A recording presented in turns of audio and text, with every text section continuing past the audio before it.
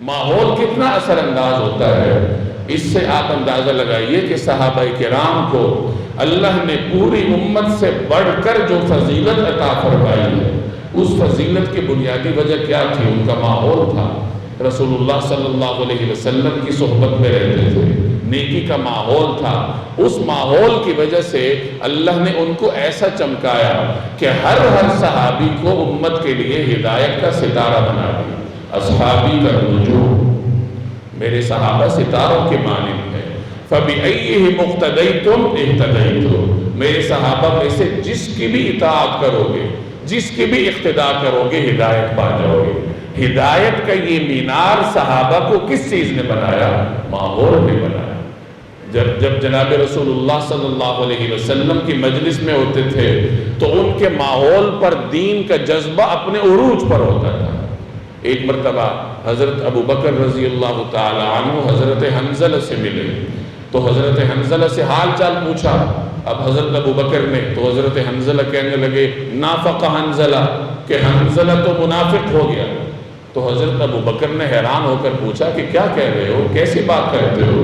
تو حضرت حنظلہ فرمانے لگے کہ ہم جب رسول اللہ صلی اللہ علیہ وسلم کی مجلس میں ہوتے ہیں، آپ کی زبان اطہر سے جنت اور جہنم کی بات سنتے ہیں تو ہمیں ایسا لگتا ہے جیسے ہم بس جنت ہمارے سامنے ہے، ہر چیز ہماری نگاہوں کے سامنے ہے، لیکن جب ہم گھر جاتے ہیں، بیوی بچوں میں مصروف ہوتے ہیں، اپنی زمینوں میں مصروف ہوتے ہیں تو وہ حالات نہیں رہتے۔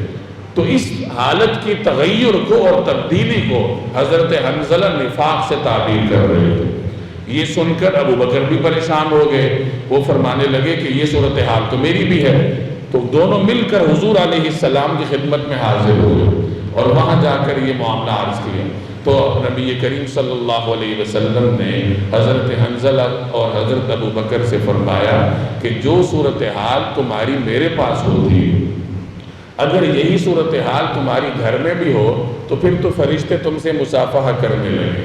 اور آگے آپ نے فرمایا لیکن ساعتاً فساعتاً، لیکن اے حنظلہ وقت وقت کی بات ہوتی ہے، یعنی میرے پاس تم ہوتے ہو تو وہ وقت اور ہوتا ہے، اس وقت تم پر رسول اللہ صلی اللہ علیہ وسلم کی صحبت کا اثر غالب ہوتا ہے، ہر چیز تمہارے سامنے ہوتی ہے۔ جب گھر جاتے ہو تو وقت بدل جاتا ہے، تقاضا بدل جاتا ہے۔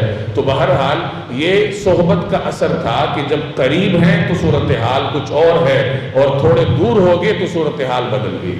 اس صورتحال کو حضرت انس نے یوں تعبیر فرمایا کہ جب ہم نبی کریم صلی اللہ علیہ وسلم کے اس دنیا سے پردہ فرمانے کے بعد آپ کو روضہ اطہر کے سپرد کر کے فارغ ہوئے، ابھی ہم نے مٹی سے ہاتھ بھی نہیں جھاڑے تھے کہ ہم نے اپنے دلوں میں تبدیلی محسوس ہونا شروع کی۔ تو گویا جو رسول اللہ صلی اللہ علیہ وسلم کے سامنے ماحول تھا، اب اس ماحول میں تبدیلی آ گئی تو اس کے اثرات صحابہ کرام نے اپنے دلوں میں محسوس کرنا شروع کر دی۔ تو بہرحال صحابہ کرام کو اللہ نے اتنے بلند مرتبے پر جو پہنچایا ہے وہ ماحول کی وجہ سے تھا، نبی کریم صلی اللہ علیہ وسلم کی صحبت کی وجہ سے تھا۔ تو یہی ماحول ہر والدین نے اپنی اولاد کو دینا ہے۔